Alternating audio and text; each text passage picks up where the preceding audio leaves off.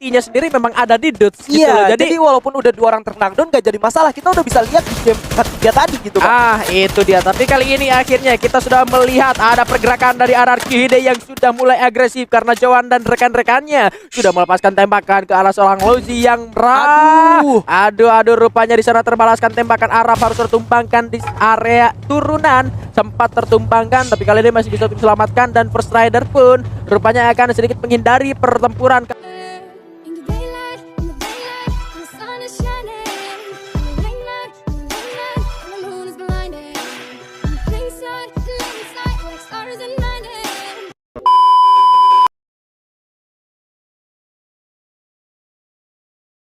Dari masing-masing manajemen ini bakal mengubah segalanya dan tentu timnya yang lain juga. So Bigan, yes, ini dia Bermuda yang kedua akan segera dimulai. Survivors dimanapun Anda berada, dari Sabang sampai Merauke, dari Miangas sampai Pulau Rote, mari kita dukung sebesar-besarnya untuk ke-12 tim yang bertanding pada malam hari ini, yang mana pesawatnya sudah terbang dari area samping observatory menuju ke arah Cape Town. Dan kita melihat lagi-lagi seperti biasa Impos Divine tanpa gangguan. Ada tim dari arah Kishide-nya sudah mulai drop juga menuju ke arah bawah Pocinok yang bakal menjadi tujuan mereka kemungkinan. Dan lagi-lagi ada 2 tim di area Clock Tower, dan harusnya dari tim West Bandits yang di match pertama sempat tertekan, mereka sudah belajar lagi nih. yes, tapi nampaknya sudah ada tembakan yang tersembunyi di sini di mana Alpha sudah berhasil ter-knockdown. Elysiala juga udah cukup sekarat dan akhirnya menyisakan 2 orang aja dari teman-teman West Bandit kali ini, Bigan. Yes, bakal coba untuk diselamatkan terlebih dahulu karena di sana juga sempat ada 1 orang dari tim Galaxia yang berhasil untuk ditumbangkan. Sementara kali ini Skybeams sedang melakukan fight juga, ada Kimmich yang sedang turun menuju ke arah bawah. Inikah pembalasan? Inikah sweet revenge yang akan terjadi? Karena Skybeams sudah sangat mengetahui posisi dari lawannya, tertekan di arah bawah. Hati-hati kepleset, sudah tertembak lagi Kimmich. Tapi dari 1 orang yang ada di arah bawahnya sudah mulai turun menuju ke arah bawah, bakal dikomit juga karena memang kali ini Kimmich tersisa sendirian. Inikah sweet revenge? Inikah pembalasan yang sangat manis untuk tim Galaxia? Dan suara-suara di belakang pun terdengar sangat begitu menggairahkan. Waduh, panas banget tuh kayaknya di belakang ya. Karena memang kita udah menyaksikan juga di mana mereka dari West Bandit sendiri sedikit bisa gue bilang kayak kebingungan waktu di round 1, Bang. Kayak agak-agak galau ya, antara mau langsung ngedrop langsung atau coba nahan-nahan dulu gitu kan. Tapi akhirnya ketika mereka memutuskan untuk langsung early fight di daerah Clock Tower, mereka berhasil mendapatkan satu kesempatan yang sangat maksimal akhirnya, Pak, didapatkan oleh mereka, Pak. Nah, itu dia ya, balik lagi. Memang ini sebuah pembelajaran dari Bermuda yang sebelumnya gitu. Iya, mereka betul. gak lagi yang namanya kayak telat turun gitu loh. Lootingan mereka juga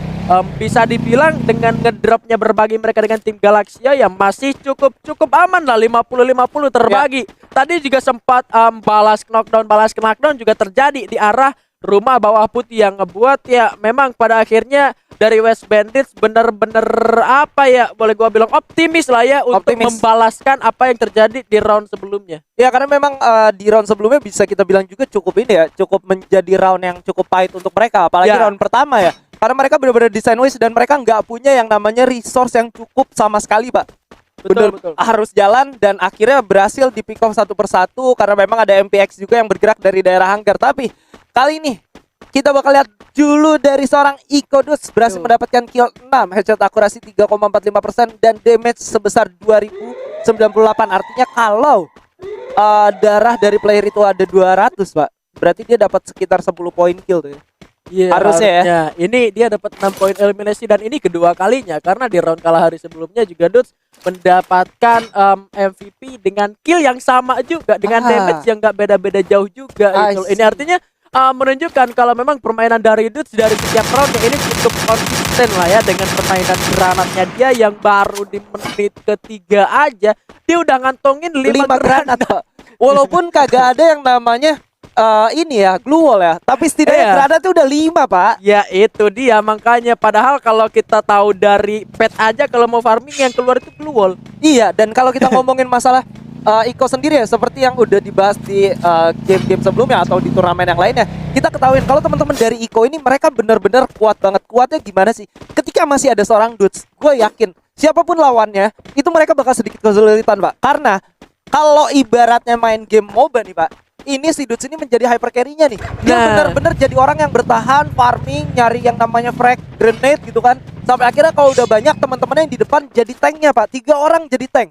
Rasanya kalaupun misalkan dari si tanknya ini udah ke pick up Knockdown. satu persatu, Yes. momen dari revenge-nya sendiri, kekuatan intinya sendiri memang ada di Dudes gitu loh. Iya, jadi walaupun udah 2 orang terknockdown gak jadi masalah. Kita udah bisa lihat di game ketiga tadi gitu Pak. Itu dia. Tapi kali ini akhirnya kita sudah melihat ada pergerakan dari RRQ Hide yang sudah mulai agresif karena Johan dan rekan-rekannya sudah melepaskan tembakan ke arah seorang Lozi yang aduh, rupanya di sana terbalaskan tembakan Arab harus tertumbangkan di area turunan, sempat tertumbangkan tapi kali ini masih bisa diselamatkan dan First Rider pun rupanya akan sedikit menghindari pertempuran karena memang posisi dari rekan-rekan First Rider tadi sedikit lebih jauh dan Lozi menjadi orang ataupun target utama dari tim RRQ Hide. Masih bisa untuk dihindari ya. Masih bisa untuk dihindari dan satu covering yang sangat luar biasa tadi dari First Riders ketika ada satu orang yang coba untuk di-commit sama teman-teman dari RRQ Hide. Mereka berhasil menumbangkan satu orang sehingga menciptakan momentum di mana akhirnya RRQ Hide memutuskan untuk tidak mengejar lagi, Pak. Itu dia, dan pergerakan dari First Rider pun mereka nggak benar-benar pengen nge-fight back juga. Ini masih banyak kesempatan buat mereka ngeluting, mereka rotasi lagi, mereka milih area checkpoint mereka sambil ngepredik zonanya gitu loh. Kalau misalkan mereka benar-benar fight di jarak yang sejauh itu, mereka benar-benar mau nyamperin juga, ada sedikit kerugian grounding yang dimiliki sebetulnya tadi. Tapi rupanya kali ini sudah ada yang motor-motoran juga dari anak-anak tim EVOS Divine yang mana Mr. 05 tadi sempat tertembak. Justru mereka turun ke arah Katulistiwa. Mereka bertemu sama tim EVOS dan Souza sudah berhasil ditumpangkan. Suara shotgun sudah mulai terdengar kali ini. Mr. 05 akan segera masuk, tapi di belakangnya sudah mulai tertembak juga. Sudah mulai aware, sudah mulai pasang glow lagi, tapi Drake ditumpangkan oleh seorang Darkol dengan charge booster yang sangat mematikan. Ada jam dari Mr. 05 kali ini berhasil untuk menumpangkan satu orang lagi dan Eclipse. Justru gak ketemu Hide, malah ketemu EVOS Divine. Oh my god, satu permainan yang sangat luar biasa di mana Mr. 05 berperan sebagai raser yang mengotak-ngatik pergerakan dan juga pertahanan yang dimiliki sama First Riders Eclipse, Pak. Dimana tadi kalau kita lihat, kita ketahui sendiri sebenarnya momen tercipta ketika Bion berhasil mempick up satu orang terlebih dahulu. Tapi kali ini kita bakal berpaling sedikit pembahasan karena ada Ses yang bakal bertemu dengan lawannya Bigan. Yes, masih ada di luar zona tapi memang fight sudah nggak bisa dihindari lagi. Sudah ada Bara tadi sempat ngeker shotgunnya, tapi kali ini Jojo-nya berhasil untuk ditumbangkan. Akan segera diselamatkan terlebih dahulu, tapi memang kondisinya sangat sulit. Ada Mr. Kepo yang kali ini benar-benar kepo ngelihat Thanos di belakang, malah Thanosnya terjatuh karena zonanya sudah sangat menyakitkan seperti apa yang diucapkan oleh mantan. Bahkan Thanosnya bakal sulit untuk diselamatkan juga. Ada barang ngeker shotgun, malah terkeker balik dia rupanya. Di arah lain pertempuran juga terjadi antara RRQ Hide melawan tim EVOS Divine yang masih belum juga selesai. Tapi Fung menjadi orang terakhir dan RRQ Hide-nya lagi-lagi harus memang di posisi ke-10.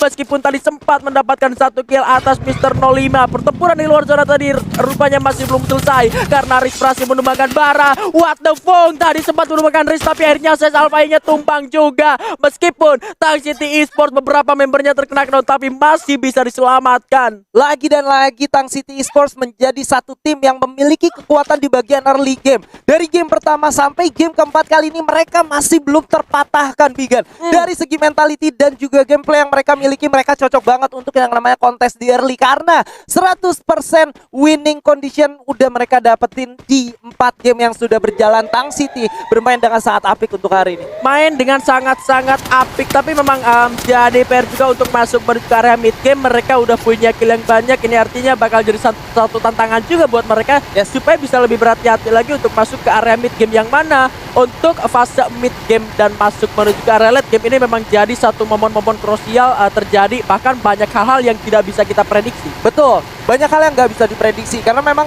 kalau kita ketahui juga ya, untuk mendapatkan satu mentality fight di early game itu nggak gampang, Pak. Itu bakal banyak banget kegoyangnya. Tapi dengan hasil yang ditunjukkan sama Tang City kali ini, gua ngelihat kayaknya mereka emang udah ready to war, mereka udah ready to fight dari pertama kali mereka turun dari pesawat. Jadi siapapun yang coba untuk nyamperin mereka, mereka bakal tetap samperin, mereka bakal tetap hajar dan komen 100%. Dengan perdananya mereka juga main di panggung utama kayak gini, mental mereka juga tidak terganggu. Kalau saya lihat-lihat ini ya, berarti emang mereka datang dari GH menuju ke arah sini juga emang ya udah hatinya udah siap buat fight gitu loh. Mereka nggak takut sama tim-tim yang udah lebih berpengalaman di panggung. Mereka adalah pendatang baru, adalah tim promosi yang baru masuk di Divisi 1. Tapi memang mentalitas juara mereka itu udah terbentuk sebelum mereka berangkat dari GH ke sini ya. Itu dia. Jadi bukan cuman itu aja. Mungkin mereka berangkat dari GH untuk menguasai Bermuda. Waduh. Itu dia kece keren parah kata-kata Bung Skyla itu jadi jerak-jeruk tuh wajib datang sini tuh.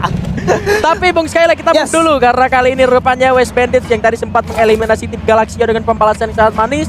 Mereka memilih area Katulistiwa untuk checkpoint mereka dan mereka mereka udah tahu di situ ada EVOS tapi ya ngelontarin summon airdrop. Mereka mau berbagi kompon rupanya nih. Kalau gue lihat dari kedua tim ini mereka lagi punya high mentality ya. Selain dari resource yang udah sama-sama cukup, mereka juga udah berhasil menumbangkan lawan mereka di fase early game. Artinya mentality dari kedua tim ini udah sangat-sangat bisa gue bilang naik ya. Karena mereka mendapatkan bekal di bagian early game dari segi resource sampai segi poin eliminasi. Jadi nggak ada alasan buat mereka berdua untuk mengendorkan tempo mereka. Mereka bakal tetap hajar satu sama lain nih gue rasa.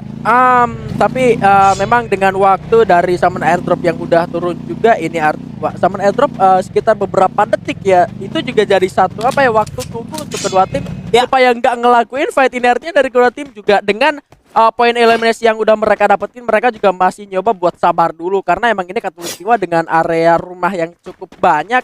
Mereka punya PR buat dapetin informasi itu harus bener-bener pasti. Jangan cuma ngeliat satu orang di fight berempat, tapi dia dapat tembakan juga dari arah yang lain. Tapi lagi-lagi kali ini yang bakal diuji adalah Tang City Sports yang pada sana sedang dikelilingi oleh anak-anak dari tim Onyx Olympus. Dia bisa saja nabrak seorang Riz, tapi kali ini masih bisa dihindari. Axekoy juga masih bisa untuk melepaskan tembakan Riz. Akhirnya berhasil tembak seorang Garen dari arah atas. Ada Axel juga di sana cukup terancam oleh seorang Wija, berhasil ditumpangkan dengan MP5-nya Bule.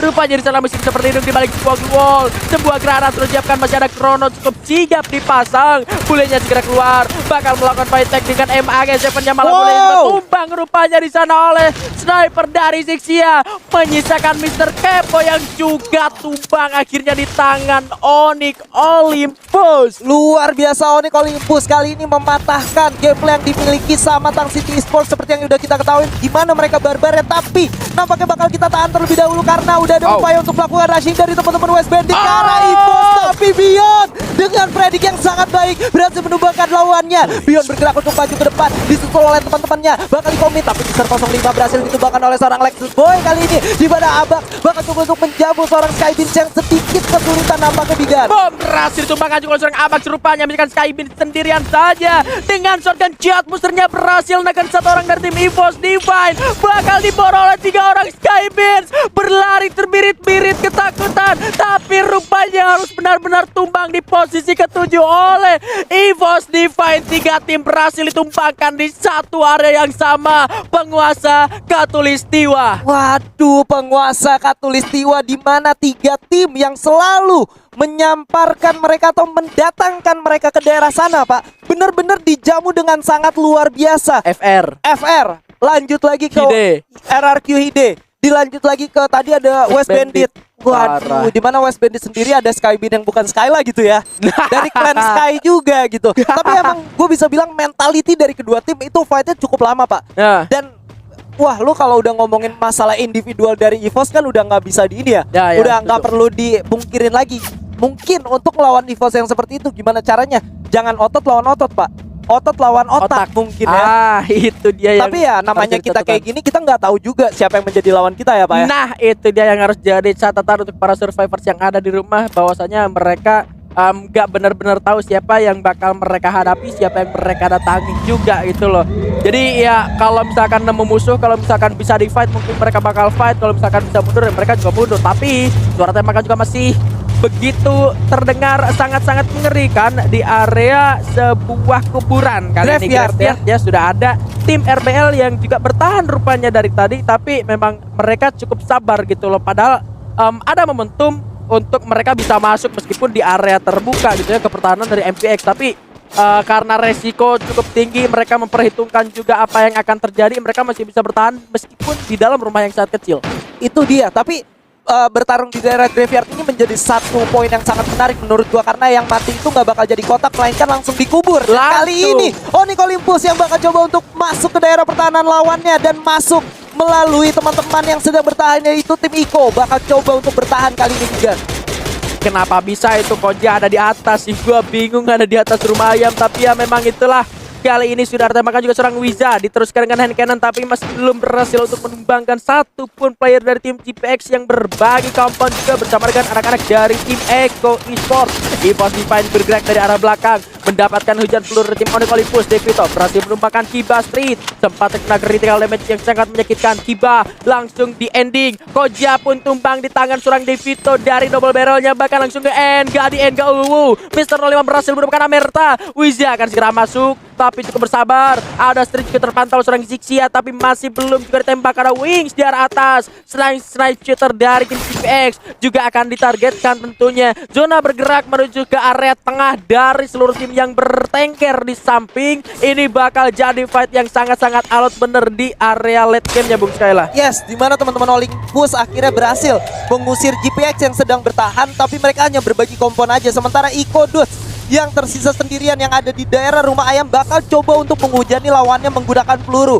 EVOS sang king leader sementara kali ini sedikit kesulitan karena memang mereka tersisa 2 orang aja. Tapi satu pelontar yang harganya cukup mahal dilontarkan oleh Mr. Hall menuju ke Mr. 05 Bigan. Yes, kali ini Onyx Olympus juga bakal masuk ke dalam zona, tapi memang keadaan sangat-sangat sulit. Ada RBL yang tadi sempat menumbangkan satu tim. Kali ini juga bakal berhadapan dengan tim dari MPX. Ada Eko yang benar-benar harus tereliminasi meskipun Dudes berhasil menumbangkan Justin. Kali ini Wingsnya tumbang di tangan seorang Zixia dengan satu lontaran granatnya. Mr. Home juga malah kelepasan, dia numbangin dia sendiri pakai granat. Force-nya bakal masuk. Sang kapten kali ini bakal memimpin jalannya tim Madora Prime untuk masuk ke dalam zona selanjutnya. Justin pun tumbang di tangan Zixia. Masih ada sebuah glue wall. Mr. Home-nya tereliminasi. Wingsnya sudah benar-benar tumbang. GPX-nya di posisi keempat, malah 2 orang tumbang dari MPX. Masih ada Nutik sendirian dan tumbang juga. Onyx masih ada, bakal melawan dari tim RBL yang tentunya sangat-sangat terpojok di luaran sana.